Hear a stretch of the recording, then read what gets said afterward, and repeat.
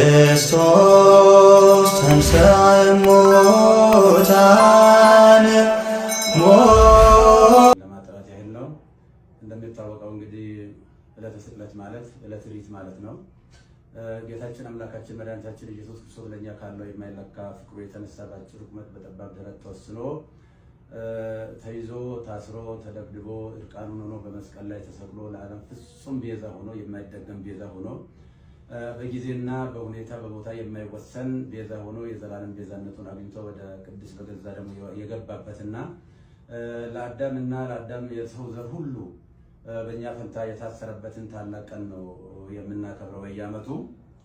እነዚህ ሲተነተን ቤዛነት በአራት እንደሚከፈል ይታወቃል። ከዛም በላይ ሊሄድ ይችላል። በእርግጠኛ በአራት ብናይ በጣም ጥሩ ነው። የገንዘብ ቤዛ አለ፣ የቁስ ቤዛ ማለት ነው። የእንስሳ ቤዛ አለ፣ የሰው ቤዛ አለ።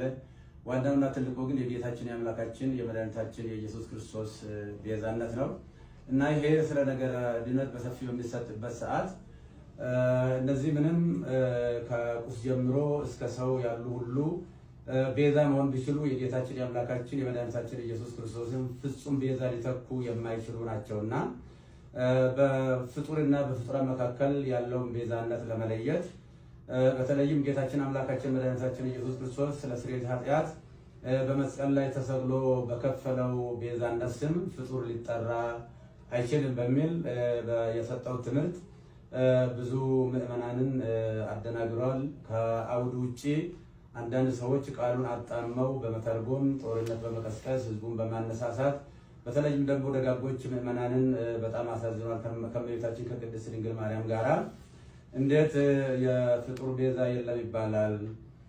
ከገንዘብ ጀምሮ ከቁስ ጀምሮ ብዙ ቤዛዎች አሉ ብለው በመተንተን ነው ብዙ ጊዜ ሲወራ ሲነገር የነበረው። እኔ በሰዓቱ ስለ ቁስ ቤዛ፣ ስለ እንስሳ ቤዛ፣ ስለ ሰው ቤዛ ብዙ መናገር አላስፈለገኝም።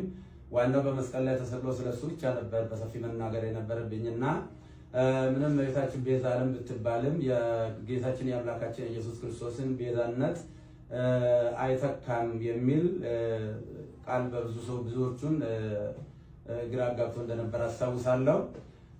እንኳንም እመቤታችን ቅድስት ድንግል ማርያም ይቅርና ድንጋይ ቤዛ ተብሏል፣ ወርቅ ቤዛ ተብሏል፣ ገንዘብ ቤዛ ተብሏል፣ ጫማ ቤዛ ተብሏል፣ ቆብ ቤዛ ተብሏል እና ከፈጣሪ በታች ከፍጡራን በላይ የሆነች እግዚአብሔር መረጣትና ከአንስተ ዓለም ሁሉ አልቆ አክብሮ ይፈጠራል ለእናትነት የመረጣት እመቤታችን ቅድስት ድንግል ማርያምን ከፍጡር ጋር እንኳን ልናወዳድራት አንችልም። አቻ የሌላት ወደር የሌላት እና ከሷ ጋር በማጣላት በተለይም የተደረገው ቅስቀሳ በፌስቡክ እና በኦንላይን ላይ እንደሚደረገው ቅስቀሳ አይደለም። አንደኛ የኔ አስተዳደጌም አኗኗሬም በአጠቃላይ ህይወቴም ከደብረ ሊባኖስ የወጣ ነው። እኔ የተክለ ሃይማኖት ልጅ ነኝ እና በዚህ ደረጃ ነገሮችን በጣም አግሎ ብዙ ምዕመናንን አስቀይሟልና እኔ ከትምህርት ቤት ጀምሮ በእመቤታችን በቅድስት ድንግል ማርያም በተሰማ ለማርያም እያልን ድርቆሽ እየለመንን ኮሾሮ እየለመንን ቁራሽ እየለመንን ስሟን እንጀራ በልተንበታል ለብሰንበታልና ቤዛዊተ ዓለም ብለን በሰዓታቱ በሌላው መጻሕፍት በቅዳሴዋ በውዳሴዋ እየጻፍን እየተረጎምን እያስተማርን እንገኛለን። እኔም በግሌ ስለሷ ብዙ ሰብኬያለሁ። ስለሷ ወላዲተ አምላክነት በተለይም ንጻ ጠባይ ያላደፈባት ነውር ነቀፋ የሌለባት ነቃ ሀጣው ያላገኛት እግዚአብሔር በንጽህና በቅድስና ከዓለም አልቆ የፈጠራት ከሁሉም አልቆ የፈጠራት አቻና ወደር የሌለባት እንደሆነች ብዙ ጊዜ በሰፊው ትምህርት ሰጥቼበታለሁ። መጽሐፍም ጽፌያለሁ። ያንን መከታተል ይቻላል። እኛ ብቻ ሳንሆን መልአኩ ቅዱስ ገብርኤልም ቡሩክት አንቲ እምአንስት ወቡሩክ ፍሬ ከርሥኪ አንቺ ከሴቶች ሁሉ የተለየሽ ነሽ ብሎ ያደነቃትና ያመሰገናት ፈጣሪ ለእናትነት የመረጣት እናት ስለሆነች እንኳንስ እሷን ይቅርና ማንንም በክርስትና ለመናቅ አይቻልም። እኔ የወለደችኝ ውድ እናትን በእጅጉ የሚወዳት የማከብራት ነኝና እናትን የማከብር የፈጣሪውን እናት በምንም አይነት ተአምር ዝቅ አድርጌ የማይበት ምንም አንዳች ሁኔታ የለም። በዕለቱ የተደረገው ጌታችን አምላካችን መድኃኒታችን ኢየሱስ ክርስቶስ በሚጠራበት ቤዛነት የኃጢአት ስርየት ቤዛነት በዚህ ፍጡር ሊጠራ አይገባም አይችልም የሚል ነው በጥቅል። አው ትክክል ነው። ከመልአክ ጀምሮ እስከ ሰው ያለ ሁሉ ወይም ደግሞ ዓለም ከተፈጠረ ዘመን ከተቆጠረ ጀምሮ እስካሁን ድረስ ያለ ወይንም ደግሞ እስከ ለብሰ ምጽአት ድረስ የሚቀጥል ሁሉ ኢየሱስ ክርስቶስ ጌታችን መከራ የተቀበለውን መከራ ቢቀበል ጌታችን አምላካችን መድኃኒታችን ኢየሱስ ክርስቶስ በቀራንዮ የከፈለውን ቤዛነት ማንም ሰው መክፈል አይችልምና እሱ የኃጢአትና የሞት መድኃኒት በማዳኑ ተረፈ ደዌ የሌለበት የዓለም ቤዛነቱ የኃጢአት ስርየት ነው። አሁን እያንዳንዳቸው ለምሳሌ እነ ሙሴ ቤዛ ተብሏል። ነገር ግን የሙሴ ቤዛነት በአረፍተ ዘመን ተገጥተዋል፣ በጊዜ ተገጥተዋል፣ ዮርዳኖስ ማዶ ተገጥተዋል። የሁሉም ፍጡራን ቤዛነታቸው በጊዜ በሁኔታ የሚገታ ነው። ነገር ግን በጊዜና በሁኔታ የማይገታ ለዓለሙ ሁሉ ቤዛ የሆነ ከሰማይ በታች ከምድር በላይ መዳኛ የማን ነው? ከሱ ውጭ አዳኝ የሌለ የጌታችን የአምላካችን የመድኃኒታችን የኢየሱስ ክርስቶስን ቤዛነትን በደንብ አጉልቶ ለማሳየትና ለማስተማር ካልሆነ በስተቀር ከእመቤታችን ከቅድስት ድንግል ማርያም ክብር ጋራ ምንም የሚያገናኝ አንዳችም ነገር የለም። እሷም ከፈጣሪ ልጅ ከተቀበለው መከራ ጋር ሊወዳደር አትችልም እና ብዙ ምዕመናን በዚህ ጉዳይ በእጅጉ አዝነዋልና የኢየሱስ ክርስቶስ ቤዛነትና አዳኝነት ለድርድር ለክርክር የማይቀርብ ለምንም ለውይይት የማይቀርብ ዛሬም ትላንትናም ነገም ያው የሆነ እሱ ለዘላለሙ ሲያድን ይኖራል። እንግዲህ ይህ ሲባል ሰዎች ለሚዲያ ፍጆታ አንዳንዶቹ ደግሞ ከሆነ ነገር ጋር የተያያዘ በሚመስል መልኩ የተከፈተብኝ ዘመቻ እኔን የማይመለከተኝ መሆኑን ህዝቡ በደንብ እንዲያውቅ ለማለት እፈልጋለሁ። እንደምታወቀው ይህንን በሰፊው በሚዲያ በማራገብ ምዕመናንን በማሳሳት በማሳዘን በማልቀስ የተለያየ ትርጉም በመስጠት ሲያካሂዱ የነበሩ ወንድሞችና እህቶችን አባት ነኝና አባት እንደመሆኔ መጠን ሳልቀይማቸው ይቅርታ እያደረግኩ እግዚአብሔር ይቅር በላቸው ለማለት እወዳለሁ። በተረፈ ግን በፍጹም የዋህነትና በፍጹም ቅንነት ያዘኑ የተከዙ በዚህ ጉዳይ ላይ እንዴት ያሉ የዋሃንና ንጹሃን ቅዱሳን ምዕመናንን ከልብ ይቅርታ ጠይቃለሁ። ቤተክርስቲያንም ደግሞ በዚህ ጉዳይ ስሟ በመነሳቷ ታላቋ ቤተክርስቲያን ይቅርታ ልጠይቃት እወዳለሁ። ለሁላ በደንብ ግልጽ መሆን የሚያስፈልገው የእመቤታችን ቅድስት ድንግል ማርያም ንጽሕና ቅድስና እግዚአብሔር የሰጣትን ክብር ስንሰብክ ነው የኖርነው፣ ወደፊትም የምንሰብከው ነው። ለምሳሌ እመቤታችን ቅድስት ድንግል ማርያም እስራኤል ቀይ ባህርን ሲሻገሩ ውሃ ሳያረጥባቸው ጭቃ ሳይነካቸው በደረቅ መሬት እንዳሻገረ ሁሉ በብሉይ ኪዳን ጥንተ አብሶ ካለባቸው ወላጆቿ እሱ በመለኮታዊ ኪነ ጥበቡ ጠብቆ አስውቦ አሳምሮ የፈጠራት እጅግ ውድ ናለች። በአሳ አንበሪ የሆነ 3 ቀን ውሎ ሲያድር አሳ አንበሪ ሳያደማው ሳይቆስለው እግዚአብሔር በኪነ ጥበቡ በመለኮቱ ጠብቆ ወደ የብስ እንዳመጣ ሁሉ ከርኩሰትና ከኃጢአት ጠብቆ በአዳም በቀደመው የአዳም ጥንተ ስጋ ፈጥሮ የሰጠን እናታችን ነች። ወላዲተ አምላክ አምላክ አምላክን የወለደች እግዚአብሔርን ለእናትነት የመረጣት። ስለዚህ የእመቤታችን የቅድስት ድንግል ማርያም ቤዛነት የሚጀምረው እንደ ፈጣሪ ባይሆን ለምሳሌ ሙሴን ለፈርዖን አምላክ አድርጌ እሰጥሃለሁ አስነሳለሁ ለፈርዖን ቢለውም ሙሴ የባህሪ አምላክ ሆነ ማለት አይደለም። እንደዚሁም አማልክት ዘበጸጋ የሚባሉ አሉ። የጸጋ አማልክት ናቸው እንጂ የባህሪ አምላክ አይደሉም። እመቤታችን ቅድስት ድንግል ማርያም ቤዛዊተ ዓለም ብንላትም በእናትነቷ ሰማይና ምድር የማይወስነውን ልጅ ወልዳ በመስጠቷ ቤዛዊተ ዓለም እንላታለን እንጂ የጌታችን የአምላካችን የመድኃኒታችን የኢየሱስ ክርስቶስን የቀራንዮ የመስቀል ላይ ቤዛነትን ትተካለች ብለን አይደለም። ስለዚህ እሷ በንጽህና በቅድስና የታተመች እናት ስለሆነች ከታናሽነታችን ጀምሮ ውዳሴዋን በመድገም ቅዳሴዋን በመማር ያደግንባት ይቺ ታላቅ ቤተክርስቲያን በአሁኑ ሰዓት ፈተና ሊደርስባት አይገባም ብዬ እላለሁ። በተለይም ይህንን አጀንዳ በስፋት የሚያራግቡ ወንድሞች ጥፋት እንኳን ቢኖር ቀረብ ብሎ መጠየቅና መመካከር፣ ችግርም ካለ መፈታት ነው የሚያስፈልገው እንጂ በሚዲያ በእንደዚህ አይነት ጦርነት መቀስቀሱ በእውነቱ ትዝብት ላይ የሚጥለን ይሆናልና ለወደፊትም እመቤታችን ቤዛ ስንል እንግዲህ ቤዛዊተ ኩሉ ዓለም ብሎ ታላቁ አባ ጊዮርጊስ ዘጋስጫ በሰፊው ዘምሮላታል። ያሬድን በሰፊው ዘምሮላታል። በዚህ ጊዜ እሷ እንግዲህ ከተጸነሰችበት ጊዜ ጀምሮ ጌታ ጸንሳ ሳለ አይሁድ በተሳሳተ መንገድ ባልገባቸው መንገድ ብሉይ ኪዳን በነበረው የጭካኔ መንፈስ እሷን በድንጋይ ቀጥቅጦ ለመግደል ጥረት በሚያደርጉበት ሰዓት ውድ ዋጋ ከፍላ ለመሞትም እንኳ ፈቃደኛ ሆና ነገር ግን ዮሴፍ ጻድቅ ሆኖ የጸነሰችውም ደግሞ ሰውኛ ሳይሆን እንበለሩካቤ ሳይሆን በእግዚአብሔር መንፈስ ቅዱስ በማይመረመር የመንፈስ ቅዱስ ግብር መሆኑ ስለታወቀና ዮሴፍ ሊገልጣት ስላልወደደ በእንደዚህ አይነት ሁኔታ ከዛ ከሞት እንዳመለጠች እናውቃለን። ልጇን በምትወልድበትም ሰዓት በቤተልሔም ሰዎች በናቁትና ባቃለሉት ለአፍታም በማይቆዩበት በከብቶች ግርግም የገዛ ልጇን ወልዳ ስትሰጠን ለእመቤታችን ያለን ፍቅርና አክብሮት ወደር የለውም። ነፍሳችን ትመሰክራለች። ይህ ብቻ ሳይሆን እመቤታችን ለልጇም ቤዛ ነች። ለልጇ ለሕፃኑ ለኢየሱስ ክርስቶስ ገና የ2 ዓመት ሕፃን በነበረ ጊዜ ሄሮድስ ልጆችን በሚያስገድልበት ጊዜ ልጇንም እንዳይገልባት የሞት ሰለባ እንዳያደርግባት ከእስራኤል ጀምሮ እሳት የሆነውን የሳራ በረሃን የቀን ሐሩር የሌሊትን ቁር ችላ ታግሳ ረዥም ወራት ተጉዛ ወደማታውቀው ወደ ግብፅ ተሰዳ ብዙ ዋጋ ከፍላ መከራ አይታ ልጇንም ከሞት ያዳነች እንደገና ደግሞ እስከ ቀራንዮ ከልጇ ያልተለየች እመቤታችን እናታችን ቅድስት ድንግል ማርያም ነችና እሷን እንኳንስ አይደለም ለማቃለል ለማመስገንም ብቃትም አቅምም ሞራልም ያለው ሰው የለም። እና ይህንን ጉዳይ ቅድም እንደተናገርኩት ሰዎች ለሚዲያ ሽፋን ችሎታን ለሚዲያ ፍጆታን ለማዋል መጽሐፉን ከአውዱ ውጪ በመተርጎም እየተሰጠ ያለው እየተሰበከ ያለው በዕለቱ የኢየሱስ ክርስቶስ ቤዛነትና አዳኝነት ነው። ስለዚህ ለምንድን ነው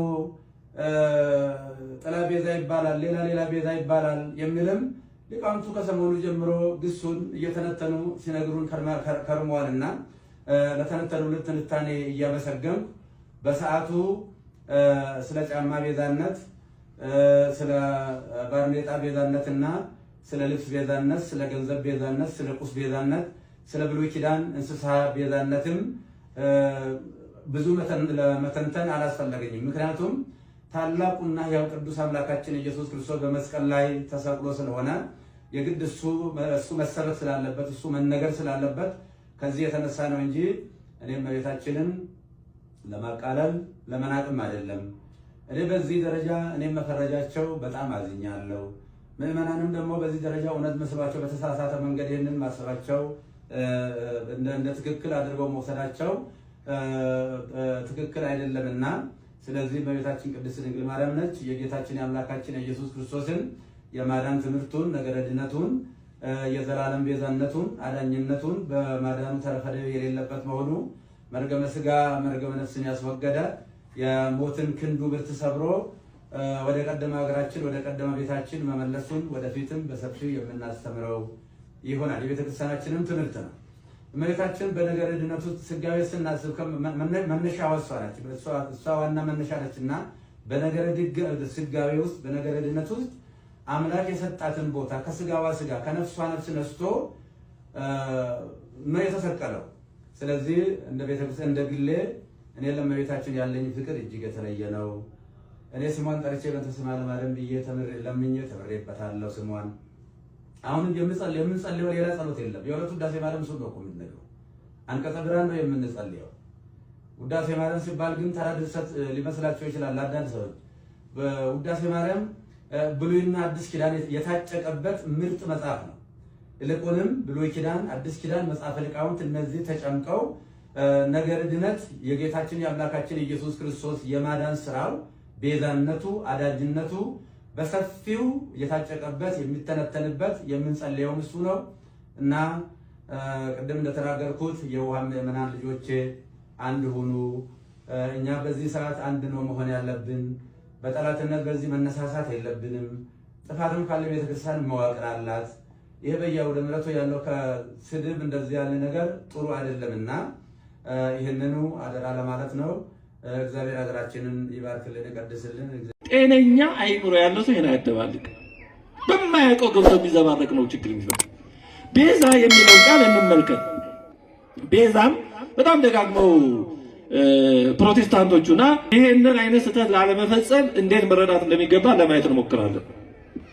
መጀመሪያ የምጠቅስላችሁ አንድ ሳታድግ ያረጀች ቤተክርስቲያን ብሎ የጻፈ ሰው ጸጋ አበቀለ ይባላል።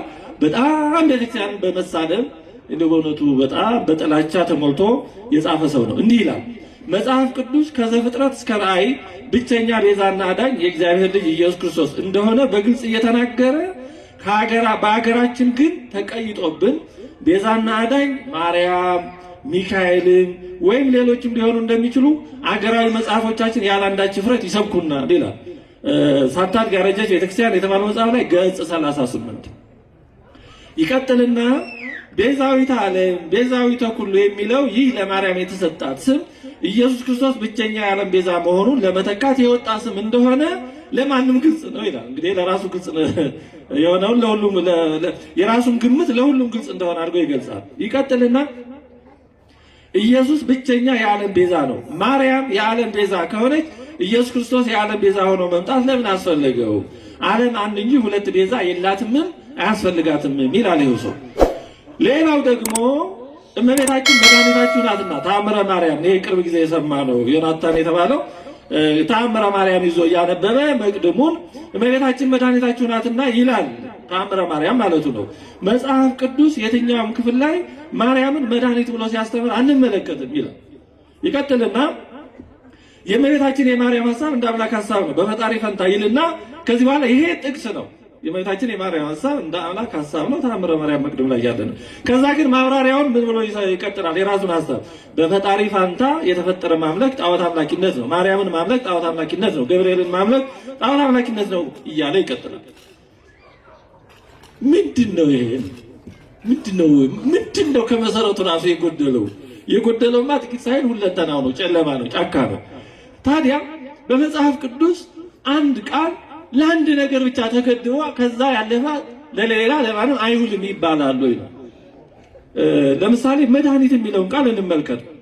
አሁን እንግዲህ እነዚህ ወገኖች የሚሉት ደጋግመው መድኃኒት ኢየሱስ ክርስቶስ ብቻ ነው፣ ከሱ ውጭ ሌላ ማንም መድኃኒት መባል የለበትም። መድኃኒት የሚለው ቃል ከኢየሱስ ክርስቶስ ውጭ ለሌላ ለማንም ከተነገረ ይሄ ማለት ሌላ አዳኝ አለ ማለት ነው። ይሄ ማለት ኢየሱስ ክርስቶስን ከሌሎች ጋር ማስተካከል ወይም ፍጡራንን ከኢየሱስ ክርስቶስ ጋር ማስተካከል ነው። ይሄ ደግሞ ጣዖት ማምለክ ነው ብለው በተሳሳተ መነሻ ይነሱና ከተሳሳተ ድምዳሜ ይደርሳሉ። ግን መጽሐፍ ቅዱስ ምን ይላል? ቢያንስ መጽሐፍ ቅዱስን ባይገባቸውም ባይቀበሉትም ተሸክመው መዞራቸው አንድ ጥሩ ነገር ስለሆነ ተሸክመውት ከሚዞሩት መጽሐፍ እየጠቀስን አሁን እንጠይቃቸዋለን። በነገራችን ላይ ሁሌኛ መላሽ መሆን የለብንም፣ ጠያቂዎች መሆን አለብን። ጥያቄያቸውን ተሸክመው ይሄዱ። መልሱን እስካላመጡ ድረስ በእኛ ላይ አፋቸውን የማላቀቅ መብት የላቸው። ታዲያ መጽሐፍ ቅዱስ ስለ መድኃኒት ምን ይላል? እንግዲህ ከኃጢአት ቁስል የፈወሰንና የዘላለም ሕይወትን የሰጠን መድኃኔ ዓለም ኢየሱስ ክርስቶስ መሆኑ የታወቀ ነው። በእውነቱ ለስም አጠራሩ ክብር ምስጋና ይግባው። ይህ የታወቀ ነገር ነው፣ ምንም ጥያቄ የለውም። እንደ ኢትዮጵያ እንደ ኦርቶዶክሳውያን አጠቃላይ ኦርቶዶክሳውያን ቤተክርስቲያናት የክርስቶስን ስጋና ደም ሕይወት ነው ብለው የሚሰጡ በክርስቶስ አምላክነት መድኃኒትነት ማመናቸው የታወቀ ነገር ነው። ግን መድኃኒት የሚለው ቃል በመጽሐፍ ቅዱስ ከክርስቶስ ውጭ ለሌላ ተነግሮ አያውቅም ወይ ነው መጽሐፍ ቅዱስ ይነግረናል። ኦሪት ዘፍጥረት ምዕራፍ 45 ቁጥር 7 ላይ ዮሴፍን ለወገኖቹ መድኃኒት ነው ይለዋል። ራሱ ዮሴፍ ምን አለ? እኔን ወደዚህ በመሸጣችሁ አትጸጸቱ፣ አትቆርቆሩ ይልና ምን ይላል? እግዚአብሔርን በምድር ላይ ቅሬታን አስቀረላችሁ ዘንድ በታላቅ መድኃኒትም አድናችሁ ዘንድ ከእናንተ በፊት ላከኝ። በታላቅ ምን አድናችሁ ዘንድ አለ? በታላቅ መድኃኒት አድናችሁ ዘንድ፣ ከረሃብ ታደጋችሁ ዘንድ ማለት ነው። አዎ ያን 7 የረሃብ ዘመን ዮሴፍ ታድጓቸዋል፣ እግዚአብሔር ባወቀ ቀድሞ ወደ ግብፅ ሄዶ። ስለዚህ ዮሴፍ ወገኖቹን ከረሃብ ስለታደገ መድኃኒት ተብሏል። ይሄ ማለት ታዲያ ዮሴፍ ከክርስቶስ ጋር ተስተካክሏል ማለት ነው? ዮሴፍ ራሱን ከእግዚአብሔር ጋር አስተካክሏል ማለት ነው? እንቀጥል። አንደኛ ሳሙኤል ምዕራፍ 14 ቁጥር 45 ላይ ሕዝቡ ሳኦልን በውኑ በእስራኤል ዘንድ ታላቅ መድኃኒት ያደረገ ዮናታን ይላል። ዮናታን እስራኤላውያን ከፍልስጤማውያን ጋር በነበረባቸው ከባድ የህልውና ዘመቻ በጣም የሚገርም ጀብድ ሰርቶ ነበረ። ታሪኩን እዛ ማግኘት ይቻላል። በዚህ ምክንያት ግን ሳኦል ግን ዮናታን አንድ ጉዳይ አፍርሷል ብሎ ዮናታን ምንም ቢሆን ፍት የራሱን ልጅ ይገድላለሁ ብሎ ሳኦል ተገለገለ። ሳኦል ቸኩሎ አንድ መሐላ ብሎ ስለነበረ ታሪኩ እንዳይረዝም ወደዛ አልገባ። ህዝቡ ግን በጭራሽ በጭራሽ እኛን ህዝቡን ከፍልስጤማውያን ጋር በሚያስገርም ጀብዱ የታደገ መድኃኒት የሆነ ዮናታን አይሞትም ብለው ሳኦልን ከለከሉት። አያችሁ ፍትሐዊነት። ሳኦል ልጅን ነው ገላለሁ ሲል የነበረው ለፍትህ ማለት ነው። ከእግዚአብሔር ጋር መኖር ማለት ፍትሐዊነት ነው እንጂ የራስ ሲሆን ሲያጠፋ ግድ የለም ምን ይደረግ የኛው ጉድ ነው አይነት፣ ሌላ ሲሆን ደግሞ ትንኙን ዝሆን ማሳከል፣ ይሄ ሰብአዊነት። እግዚአብሔር ደግሞ ፍጹም ነው። እንዳውም ይሄን ሁሉ እኮ አጠቃለው መድኃኒታችን ኢየሱስ ክርስቶስ ምን አለ? የሰማዩ አባታችሁ ፍጹም እንደሆነ እናንተ ምን ሆኑ አለ? እናንተ ምን ሆኑ አለ? ፍጹማን ሆኑ። ሁላችን የተጠራ ነው ፍጹማን እንድንሆን ነው እንጂ ደካሞች ሆነን እንድንቀር አይደለም። የክርስትና ጥሪ ከፍ ያለ ነው። ወደ ላይ መውጣት ነው። አሰንት ነው። መውጣት ነው። የተጠራ ነው ፍጹማን እንድንሆን ነው።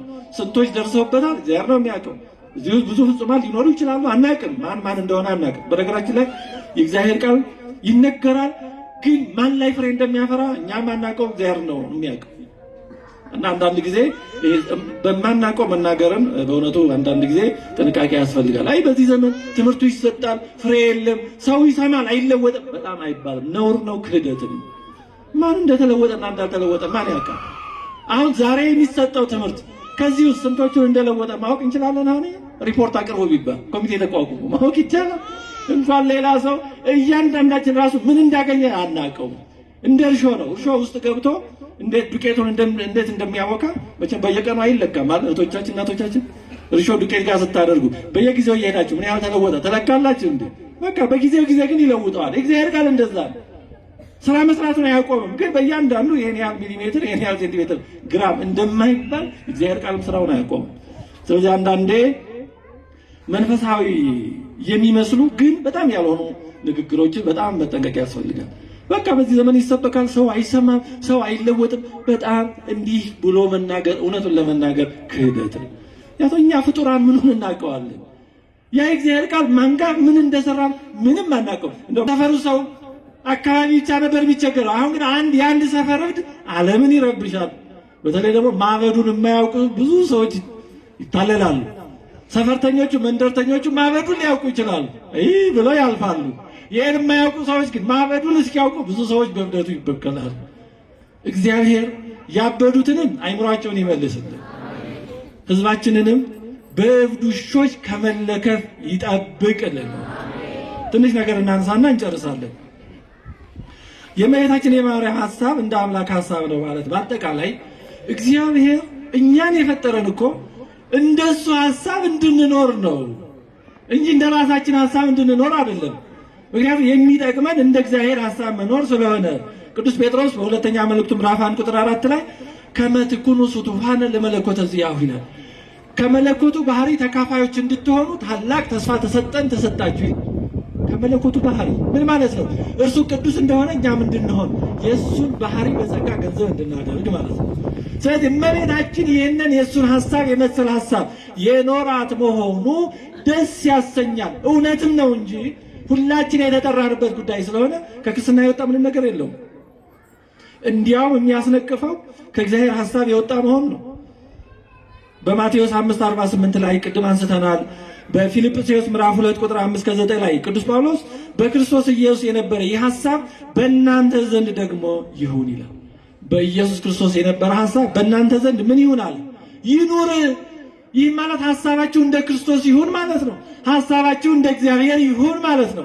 ታዲያ እመቤታችን ይሄን መሆኗ ያስመሰግናል፣ ያስደንቃል፣ ደስ ያሰኛል እንጂ ምን ያስከፋል?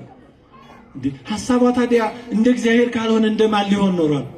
እንደ እግዚአብሔር ይቅር ይበለንና እንደ ዲያብሎስ ያለ ሐሳብ እንዲኖራት ነበር እንደሚፈለገው። ያማ ሔዋን አደረገችው። ሔዋን ከዲያብሎስ ሐሳብ ጋር ተስማማች። ስለዚህ ለራሷም ለሌላው ሞትን አመጣች። እመቤታችን ደግሞ ከእግዚአብሔር ሐሳብ ጋር ተስማማች። የዓለምን ሕይወት የለወጠውን ይሁንልኝ፣ እንደ ቃል ይደረግልኝ፣ እኔ የእግዚአብሔር ባሪያው ነኝ የሚለውን ቃል ተናገረች። ይሄ የሰው ልጆች ሕይወት የለወጠ ቃል ነው። ልብ አድርጎ የእግዚአብሔር ቤተሰቦች፣ እግዚአብሔር ሰው ሊሆን መልአኩን ወደ እመቤታችን ሲልክ በመልአኩ አማካይነት ሲጠራት ሰው ሊሆን እንደወደደ ብስራቱን ሲነግራት አይ አልፈልግም፣ ከኔ አምላክ ሰው እንዲሆን አልፈልግም ማለት ትችል ነበር? አትችልም ነበር? ትችላለች። እግዚአብሔር ማንንም አስገድዶ አያደርግም። እግዚአብሔር የነጻነት አምላክ ነው። ስለዚህ በፈቃዷ ወዳ ባትቀበል ኖሮ ድነታችን ምን ይሆን ነበር? አናውቀውም ስላልሆነ። ስለዚህ እመቤታችን ይሁንልኝ ማለቷ ቃል ሥጋ እንዲሆን እኛ እንድንድን የመዳንን በር ከፍተዋል። ሔዋን የሞትን በር ከፈተች ብሎ የሚያምን ሰው እመቤታችን የሕይወትን በር ከፈተች ቢባል እንዴት ነው የሚከብደው? ሔዋን ምክንያተ ሞት መሆኗን የሚያምን በኦሪት ዘፍጥረት ምዕራፍ 3 ላይ ደግሞ ደጋግሞ ሔዋንን የሚወቅስ ሰው እመቤታችን ይሁንልኝ ብላ መድኃኒት በማኅፀኗ እንዲጸነስ በፈቃደኝነት አምላክ ሰው እንዲሆን የድነት በር እንዲከፈት ምክንያት መሆኗን መቀበል እንዴት ይከብደዋል? ክርስቲያን ይህን ሊከብደው አይችልም። ግን ችግሩ ቅድም እንዳነሳ ነው የአምላክን ሰው መሆን ሥጋ መልበሱን የማያምኑ እንዲህ ብለው የሚያምኑት በነገራችን ላይ በአንደኛው በሁለተኛው መቶ ዓመት ግኖስቲኮች የሚባሉ መናፍቃን ነበሩ። በተለይ ደግሞ ዶሴቲኮች የሚባሉ አምላክ ሰው የሆነ መሰለ እንጂ ምንም ከማርያም ሥጋ ነፍስን አልነሳም፣ ሰው መሰለ እንጂ አልሆነም የሚሉ ነበሩ። አሁን ያሉት ፕሮቴስታንቶች የዛን ሐሳብ ነው የሚያነሱት። ሁሉም ፕሮቴስታንቶች ሳይሆኑ እንዲህ የሚሉት ማለት ነው። ከቤተክርስቲያን ታሪክም ከእውቀትም ነፃ ስለሆኑ ያው ችግር ነው። ስለዚህ የተወደዳቸው የእግዚአብሔር ቤተሰቦች ትምህርታችንን ለማጠቃለል እመቤታችን ቅድስተ ቅዱሳን ንጽሕተ ንጹሐን ወላዲተ አምላክ ከፍጥረት እንደሷ የከበረ የለም። ሐዋርያት እኮ ጌታን ያወቁት ከ30 ዓመት በኋላ ነው። ሲጠራቸው ነው ከተለያየ ግብር። እመቤታችን እኮ ጌታን ያወቀችው ገና በማህፀኗ ነው። እንደሷ የሚያውቀው ማን አለ? ሐዋርያት እኮ 30 ዓመት የት እንደኖረ እንዴት እንዳደገ አያውቁትም። ከተጠሩ በኋላ ነው የሚያውቁት። ከዛ በኋላ ያው 3 ዓመት ነው የሚያውቁት። እሷ ግን መላ ዘመኑ ነው የምታውቀው። እናት የማታውቀው ገላ ሰፊታ የማታውቀው አለላ የለም ይባላል። እናት ስለዚህ የማታውቀው የለም። ከመጸነስ ጀምሮ ሕፃን ሆኖ ሲያድግ የምታውቀው እሷ ናት። ከሷ በላይ ጌታን አውቀዋለሁ የሚል ማን ነው? ከሷ በላይ ለሱ ቀርባለሁ የሚል ማን ነው? ክርስቲያን ሆኖ ማለት ነው። እንደ ግኖስቲኮች፣ እንደ መናፍቃን፣ እንደ ዶሴቲኮች፣ እንደ ሌሎች ካልሆነ በስተቀር ሐዋርያት ያውን በመጨረሻውም ጊዜ ብዙዎቹ ተበታትነዋል። እስከ መስቀሉ ግር ስር ድረስ የተከተለችው እሷ ናት። ከዮሐንስ በቀር ሌላ የተከተለ የለም። ዮሐንስ ቀድሞ ባይኖርም ቢያንስ ኋላ ነበረ። አንድ አባቴን በተመለከተ ምን ብለዋል? ክርስቶስ ሰው ሆኖ ወደ ምድር ሲመጣ መጀመሪያ ያየው እናቱን ነው። አንድ ሕፃን ልጅ መጀመሪያ የሚያየው ማንን ነው? ሲወለድ እናቱን ነው። አምላክ ሰው ሲሆን መጀመሪያ አይኑን የገለጠው በእናቱ ነው። መጨረሻም ደግሞ ነፍስና ሥጋውን ሲለይ በመጨረሻ ያየው ማንን ነው? እናቱን ነው። በዚህ መሃል ቢገባ ማን ነው? ወደ ሌላ ብዙ መግባት አሁን ጊዜው መሽቷል። ትምህርቱም ሲበዛ ጥሩ አይደለም። እስካሁን ማርዝቼባቸዋለሁ፣ ይቅርታ። ግን ክርስትናን ለመረዳት ነገረ ማርያምን መረዳት በጣም አስፈላጊ ነው። ለምን?